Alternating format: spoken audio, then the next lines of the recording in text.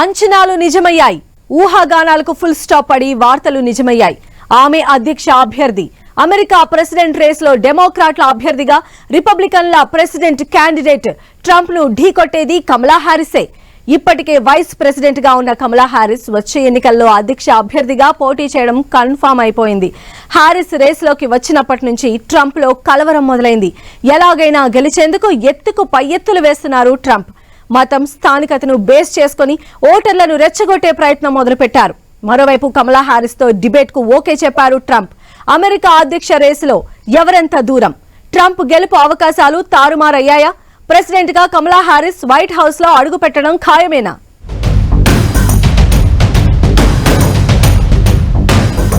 America అధ్యక్ష ఎన్నికల్లో మారుతోన్న scene. డెమోక్రాట్ల అభ్యర్థిగా కమలా హ్యారిస్ పేరు ఖరారు. ట్రంపులో కలవరం, కొత్త టర్న్ తీసుకుంటున్న ప్రచారం. అందరి దృష్టి అమెరికా అధ్యక్ష ఎన్నికలపైనే. అందులోనూ అందరూ మాట్లాడుకునేది డెమోక్రటిక్ పార్టీ అధ్యక్ష అభ్యర్థి కమలా హ్యారిస్ గురించే. అమెరికా అధ్యక్ష ఎన్నికల రేసులో సెంటర్ ఆఫ్ అట్రాక్షన్ గా మారిన భారత సంతతికి చెందిన కమలా హ్యారిస్ ట్రంప్ కు కంటి మీద కునుకు లేకుండా చేస్తున్నారు.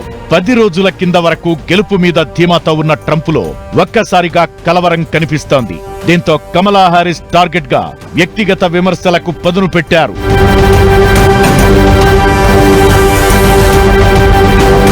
అగ్రరాజ్య అధ్యక్ష ఎన్నికల రేసు రోజు రోజుకు ఇంట్రెస్టింగ్ గా మారుతోంది. గతంలో ఎప్పుడూ లేనంతగా ఈసారి రోజుకో అప్డేట్, ఉత్కంఠ రేపుతున్న ప్రచారంతో టాక్ ఆఫ్ ది వరల్డ్ గా మారాయి యుఎస్ పోల్స్.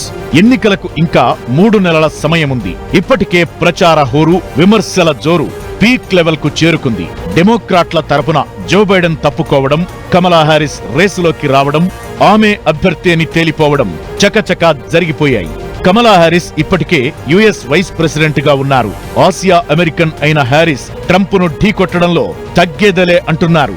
బైడెన్ తప్పుకున్న తరువాత ఆమె అభ్యర్థి అని అందరికీ తెలుసు. ఇప్పుడున్న పరిస్థితిలో డెమోక్రాట్లకు ప్రత్యామ్నాయం కూడా లేదు. అందుకే 3-4 నేతలు పోటీ పడినా డెమోక్రటిక్ పార్టీ ప్రతినిధులు తమ అధ్యక్ష అభ్యర్థిగా కమలా హ్యారిస్ కే మద్దతు పలికారు. డెమోక్రటిక్ పార్టీ తరపున అధ్యక్ష అభ్యర్థిగా నిలిచేందుకు అవసరమైన ఓట్లను వర్చువల్ మీట్ లో సాధించారు కమలా హ్యారిస్. డెమోక్రాట్ల అభ్యర్థిగా అధికారికంగా ఖరారవడాన్ని గౌరవంగా భావిస్తున్నట్లు కమల తెలిపారు.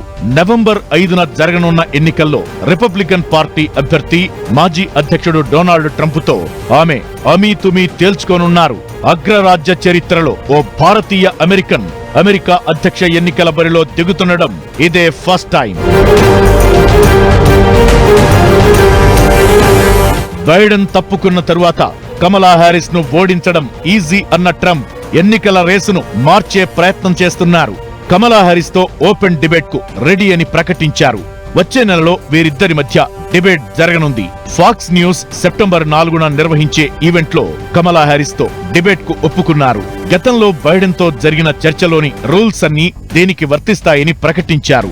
అయితే ఈ డిబేట్ కు, కండిషన్స్ కు హ్యారిస్ అంగీకరించారా లేదా అన్న దానిపై స్పష్టత లేదు. కమలా హ్యారిస్, ట్రంప్ మధ్య డిబేట్ జరిగితే ఈసారి ఎన్నికల్లో అధ్యక్ష అభ్యర్థుల మధ్య జరగనున్న రెండో డిబేట్ కానుంది. కాబట్టి ఎవరు గెలుస్తారు అనేది రోజు రోజుకు ప్రజాభిప్రాయాల్లో మార్పులు వస్తూ ఉంటాయి. అది ఇంటర్నల్గా డెమోక్రటిక్ విధానాలు ఏమిటి, లేక రిపబ్లికన్ యొక్క విధానాలు ఏమిటి, తర్వాత ఇద్దరు అభ్యర్థిత్వం యొక్క ప్రవర్తన ఏమిటి, తర్వాత అంతర్జాతీయంగా ఏ ఏ దేశాల ఎడల ఏ విధానాలు అనుసరిస్తారు, డెమోక్రటిక్ విధానాలు ఏమిటి లేదా రిపబ్లిక్ విధానాలు ఏమిటి, ఇటువంటి వాటిని బట్టి ప్రజాభిప్రాయ సేకరణ జరుగుతూ ఉంది. రోజు రోజుకు పాపులారిటీలో తేడా వస్తుంది. ఇక ఎన్నికల ప్రచార సభల్లో కమలా హ్యారిస్ పై నోరు పారేసుకుంటున్నారు ట్రంప్. ఆమె భారతీయురాలా, నల్ల జాతీయురాలా అంటూ ప్రశ్నించారు. ఆమె ఎప్పుడూ భారతీయ వారసత్వానికి చెందిన వారేనని, ఆమె నల్ల జాతీయురాలని కొన్నేళ్ల క్రితం వరకు తనకు తెలియదంటూ చెప్పుకొచ్చారు ట్రంప్. ఈ విమర్శలు కాంట్రవర్సీకి దారితీశాయి. తన జాతీయతను ప్రశ్నిస్తూ ఆయన చేసిన వ్యాఖ్యలకు హ్యారిస్ ధీటుగా బదులిచ్చారు. మళ్లీ పాత పాటే పాడుతున్నారంటూ హ్యారిస్ కౌంటర్ ఇచ్చారు.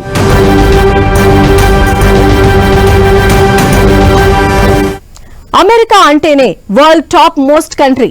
ఆ దేశంలో ఎన్నికలంటే సంథింగ్ స్పెషల్. అలాంటి అగ్రరాజ్య అధ్యక్ష ఎన్నికల్లో సెంటర్ ఆఫ్ అట్రాక్షన్ గా మారారు కమలా హారిస్. ఎన్నో అవమానాలు, అణిచివేతలను దాటి వైస్ ప్రెసిడెంట్ అయ్యారు. ఇప్పుడు అధ్యక్ష బరిలో నిలిచి ఒక్కసారిగా ఎన్నికల రేసునే మార్చేశారు లేడీ పొలిటికల్ స్టార్. ట్రంప్ లాంటి ఓ మోనార్క్ లీడర్ ను ఎదుర్కోవడంలో ఎక్కడా తగ్గటం లేదు. అమెరికా హిస్టరీలోనే ఇప్పటి వరకు మహిళలు అధ్యక్ష పీఠంలో కూర్చోలేదు. అందుకే ఈసారి కమలా గెలవాలని, తొలి ఆసియా అమెరికన్ అధ్యక్షురాలిగా గెలిచి చరిత్ర సృష్టించాలని కోట్లాది మంది భారతీయులు కోరుకుంటున్నారు. అసలు కమలా ముందున్న సవాళ్లేంటి? ట్రంప్ ను ఢీకొట్టి గెలిచే సత్తా ఆమెలో ఉందా?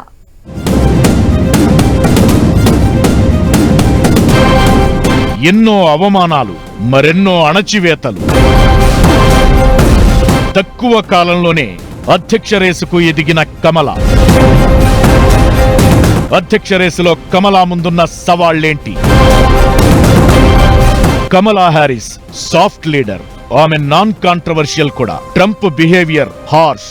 అతను మోనార్క్. ట్రంప్ ఎత్తులు, రాజకీయ వ్యూహాలకు అంతే ఉండదు.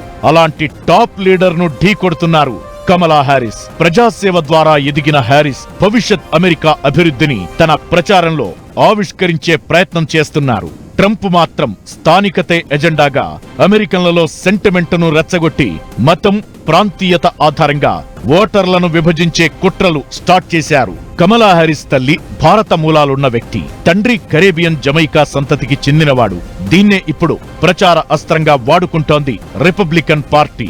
శ్వేత జాతీయుల డామినేషన్ ఎక్కువగా ఉండే అమెరికాలో ఆమె అభ్యర్థిత్వంపై రిపబ్లికన్లు ప్రచారం మొదలుపెట్టారు. అసలు కమలా హారిస్ కు యుఎస్ ను పాలించే అర్హత లేదంటూ గొంతెత్తుతున్నారు డొనాల్డ్ ట్రంప్. కమలా హారిస్ యూదులకు వ్యతిరేకమని, ఆమెకు పిల్లలు లేరని, హారిస్ ఎడ్యుకేషన్ క్వాలిఫికేషన్ పై ఇలా ఏది తోస్తే దాన్ని ఎజెండాగా పెట్టుకుని క్యాంపెయిన్ చేస్తోంది రిపబ్లికన్ పార్టీ.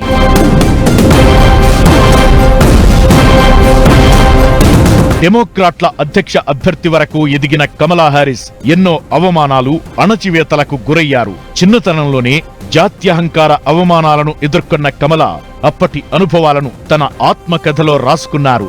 తల్లి, తండ్రి ఇద్దరూ అమెరికా మూలాలున్న వ్యక్తులు కాకపోవడంతో ఉపాధ్యక్షురాలిగా పోటీ చేసినప్పుడే ఆమె జాతీయతపై విమర్శలు వచ్చాయి. హారిస్ చిన్న వయసులో ఉన్నప్పుడే తల్లిదండ్రులు విడిపోయారు. ఆ తరువాత తల్లి దగ్గరే పెరిగారు హారిస్.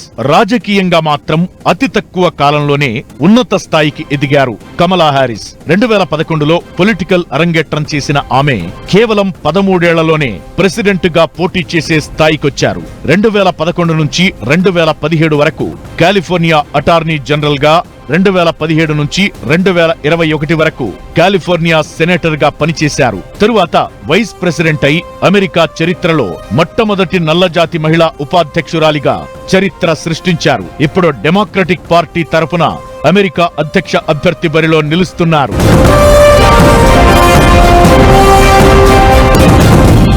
మీడియాలో కమలా హారిస్ కు పెద్దగా ఎక్స్పోజర్ లేదు. అదే ఆమెకు మైనస్ తప్ప పెద్దగా వ్యతిరేక అంశాలేం లేవు.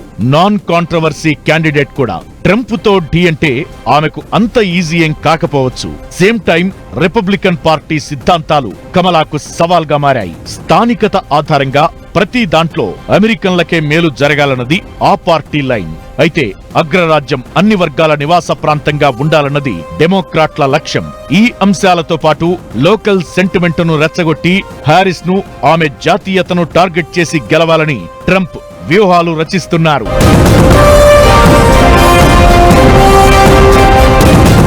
అధ్యక్ష ఎన్నికల్లో కమలా హారిస్ కు మద్దతు పెరుగుతూ వస్తోంది. ట్రంప్ గెలుపు అవకాశాలను ఒక్కసారిగా తగ్గించిన హారిస్ తానే బలమైన అభ్యర్థి అని ప్రూవ్ చేసుకున్నారు. సర్వేల్లో ట్రంప్ హారిస్ మధ్య నెక్ టు నెక్ ఫైట్ ఉన్నట్లు స్పష్టమవుతోంది. ఎన్నికలకు ఇంకా 3 నెలల సమయం ఉంది. ఇప్పుడే కమలా హారిస్ కు ఈ రేంజ్ లో మద్దతు ఉంటే ఎన్నికల పోలింగ్ నాటికి పరిస్థితేంటన్నది ట్రంప్ ఆందోళన. అందుకే కమలా హారిస్ పై పర్సనల్ అటాకింగ్ మొదలు పెట్టారు ట్రంప్. వర్గాల వారీగా ఓటర్లలో చీలిక తెచ్చేందుకు కుట్రలు చేస్తున్నారు. అయితే వీటన్నింటినీ దాటి అధ్యక్ష పీఠంలో కూర్చోవాలని ప్లాన్ చేస్తున్నారు కమలా హారిస్.